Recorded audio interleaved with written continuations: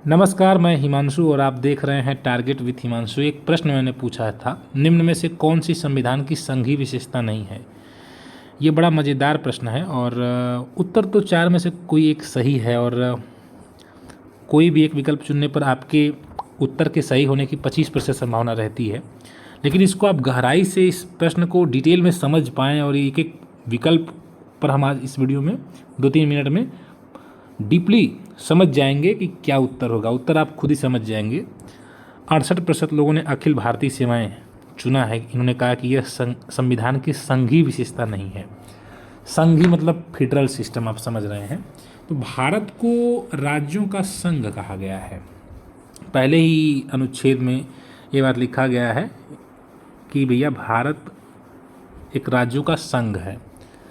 संघ मतलब भीमराव अंबेडकर ने कहा था कि समझौता नहीं किया गया है राज्यों से मिलकर कि भैया तुम भारत में एकदम मिल जाओ, हाथ पैर नहीं जोड़ा गया है राज्यों से।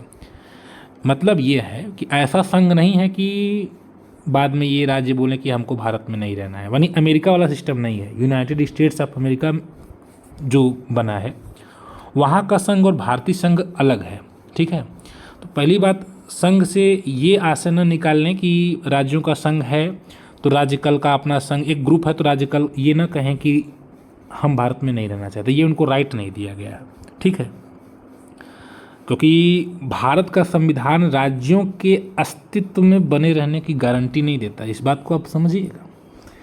अब आप मेरी इस लाइन को समझिएगा कि भारत का संविधान राज्यों के अस्तित्व को बने रहने की गारंटी नहीं देता है। आप कहेंगे क्या बात कर रहे हैं, राज्यों के अस्तित्व ही न रहे, कल का उत्तर प्रदेश गायब हो जाए। बिल्कुल गायब हो सकता है।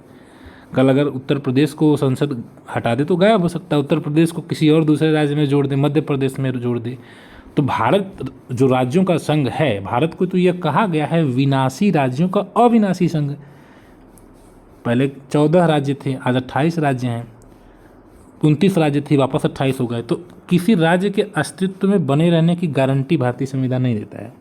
ठीक है, परंतु वो ये कहता है कि भारत का अस्तित्व बना रहेगा।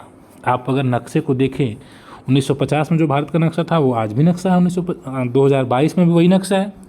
लेकिन राज्यों में कितना परिवर्तन हो गया, राज्यों की सीमाओं में परिवर्तन हो गया। ठीक है, तो बात है संघी होने की या संघी न होने की।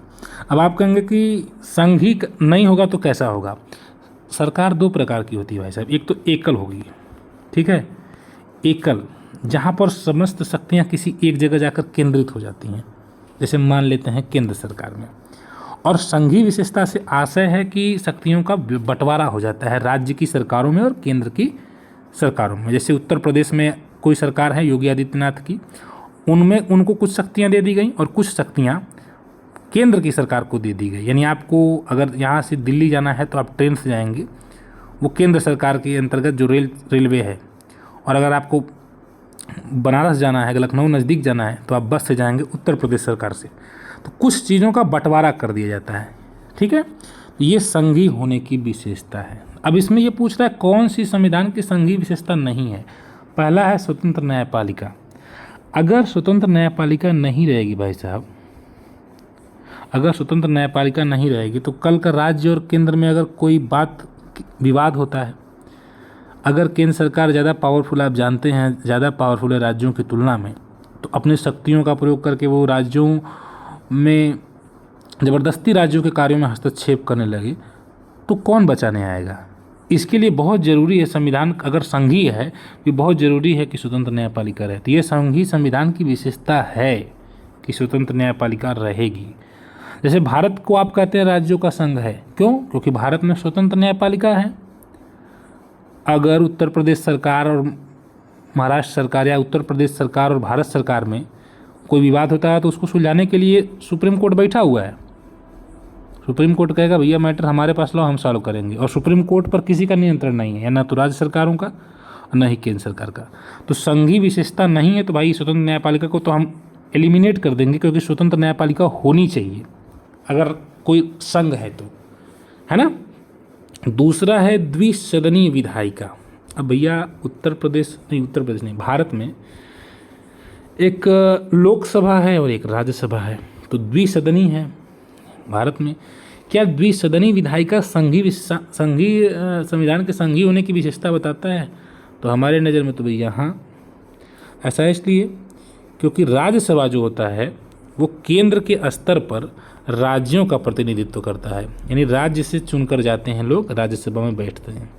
और लोकसभा जो है वो डायरेक्ट जनता के द्वारा केंद्रीय स्तर पर, मतलब जो जैसे मान लीजिए इस समय प्रधानमंत्री हैं लोकसभा में बहुमत दल के नेता, तो वो प्रधानमंत्री बन के बैठे हुए हैं। लेकिन राज्यों का भी तो अपना अस्तित्व होना चाहिए केंद्रीय स्तर पर। भारत एक संघ है तो हर राज्य को उसमें मौका मिलना चाहिए। जब बात भारत देश की हो रही है तो वो चाहे महाराष्ट्र का हो, चाहे गुजरात का हो, चाहे कर्नाटक का हो, चाहे तमिलनाडु का हो, चाहे सिक्किम का हो, हर किसी को अधिकार है कि भैया वो भी केंद्रीय स्तर पर जाकर अपनी बात बोले। तो उसके लिए राज्यसभा है और राज्यसभा में लोग भेजते हैं, हर राज्य से जो लोग जाते हैं अपने मनोनीत करते हैं, या मतलब हर पार्टी अपना भेजती है उसको, उसका चुनाव होता है राज्यसभा के सदस्यों का, आप जान ही रहे हैं। तो ये बहुत ज़रूरी है। अगर नहीं रहेगा, मान लीजिए राज्यसभा न हो, तो राज्यों का सुनने वाला होगा कोई संसद में? आप मुझे बताइए। राज्यों का सुनने वाला कोई नहीं होगा संसद में।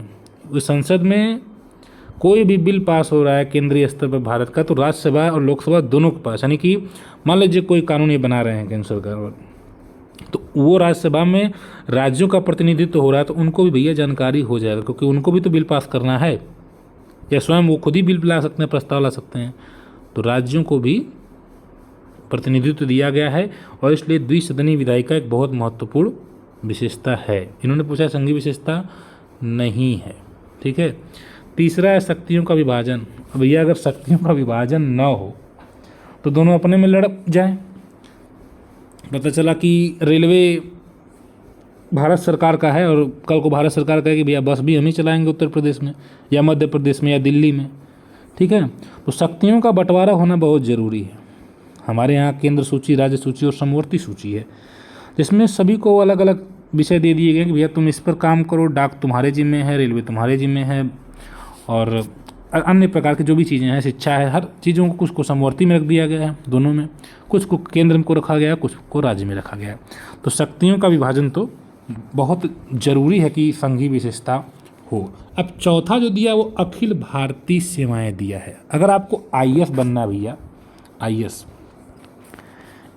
ठीक है, या आईआरएस बनना है, ठीक है, तो इसके लिए आपको देनी पड़ेगी यूपीएससी का एग्ज़ाम देना पड़ेगा और क्लियर करना पड़ेगा, तब जाकर आप आईएएस बनेंगे या आईपीएस बनेंगे, ठीक है, या आईएफओएस जो भी लोग बनते हैं।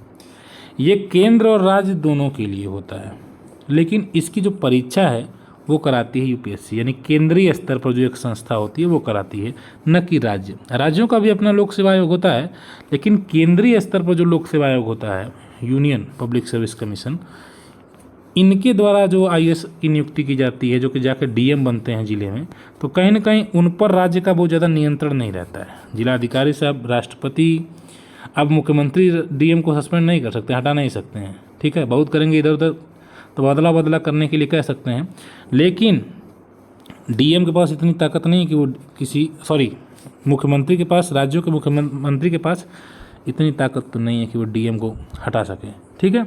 तो केंद्र और राज्य में मतलब ये चीज़ का एक मतलब मैटर आ रहा है। अखिल भारतीय सेवाओं में ये कहीं ना कहीं केंद्रीकृत व्यवस्था को दिखाता है, यानी कि यहाँ पर सेंट्रल गवर्नमेंट ज़्यादा पावरफुल हो जाती है, क्योंकि उसने इनको नियुक्त किया है, उसने राज्यों में अपने एक प्रकार के एजेंट को बैठाया है। एजेंट नहीं, मतलब एक प्रकार से वो केंद्र सरकार के कर्मचारी के रूप में वो काम करते हैं, आईएएस, है ना। हालांकि वो जिले राज्य को भी देखते हैं, ऐसा नहीं कि वो राज्य को नहीं, वो राज्य को तो देख रहे हैं।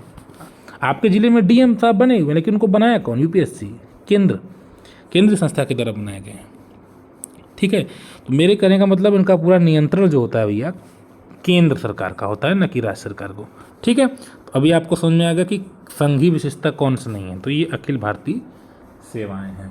अब आप कहेंगे केंद्र स्तर पर तो भाई राज्यपाल भी होता है, तो बिल्कुल सही है। अगर राज्यपाल हर राज्य में है तो क्या ये संविधान के संघीय होने की विशेषता को बताता है? नहीं, संविधान के संघीय होने की विशेषता ये नहीं है राज्यपाल का होना, ये तो एकात्मक होने का विशेषता है। ये संविधान के एकल होने की विशेषता है। हर राज्य में अगर राज्यपाल है तो राज्यपाल है केंद्र का एक एजेंट, राष्ट्रपति उनको मनोनीत करते हैं, जब तक मन करे रखे रहेंगे, हटा देंगे, तो एक प्रकार से वो राष्ट्रपति का एजेंट बन के काम करता है। और कभी कभी तो अनुच्छेद 356 का प्रयोग होकर और वित्तीय 356 का प्रयोग करके राज्यों में स्थिति को देखते हुए आपातकाल भी लगा देता है। और पूरी कितनी बार लगाया आपने देखा है, मोरारजी देसाई और इंदिरा गांधी में ठनी थी जब, आपको याद होगा अगर आपने पढ़ा होगा तो 356 बड़ा अनुच्छेद 356 बड़ा दिक्कत कर देता है। तो ये कहने का मतलब यही है कि राज्यपाल का होना भी विशेषता बताता है एकात्मक होने का, न कि संघीय होने का, है ना। राज्य के एक एजेंट, केंद्र के एजेंट के रूप में राज्य में बैठा हुआ है राज्यपाल। कुछ भी गड़बड़ होगा, अभी आपने देखा दिल्ली सरकार कितना राज्यपाल में मतलब दोनों में विवाद होता रहा है। आपके सामने अभी हाल ही में मुख्यमंत्री केजरीवाल हैं और केंद्र का कर्मचारी बैठा हुआ है, सॉरी केंद्र का मतलब राष्ट्रपति बैठा हुआ, राष्ट्रपति का एजेंट बैठा हुआ है एक राज्यपाल के रूप में, जो कि तमाम प्रकार की समस्याएं मतलब इनको करता है। तो ये गलत नहीं मैं कह रहा हूँ, मैं ये बता रहा हूँ आपको कि संघ विशेषता, संघीय विशेषता है या नहीं। इसको आप ये मत समझिए कि बैठना नहीं चाहिए, नहीं बैठना चाहिए। ये तो संविधान निर्माताओं ने इसको डिसाइड कर ही दिया। हमारा संविधान संघीय पूर्ण रूप से नहीं कहा जाएगा, प्रबल एकात्मक भी है भाई साहब। और अगर प्रबल एकात्मक नहीं रहता तो 1950 की बात आप सोचिए, आज की डेट में आपके पास टेक्नोलॉजी आ गई। 1950 में कोई राज्य कहेगा भैया हम नहीं रहेंगे भारत में। कल को हैदराबाद को आपने देखा ना कैसे मिलाया गया, ज़बरदस्ती मिलाया गया। तो अगर इतनी ताकत राज्य केंद्र सरकार को न दिया जाए तो राज्य मनमानी करने लग जाएंगे।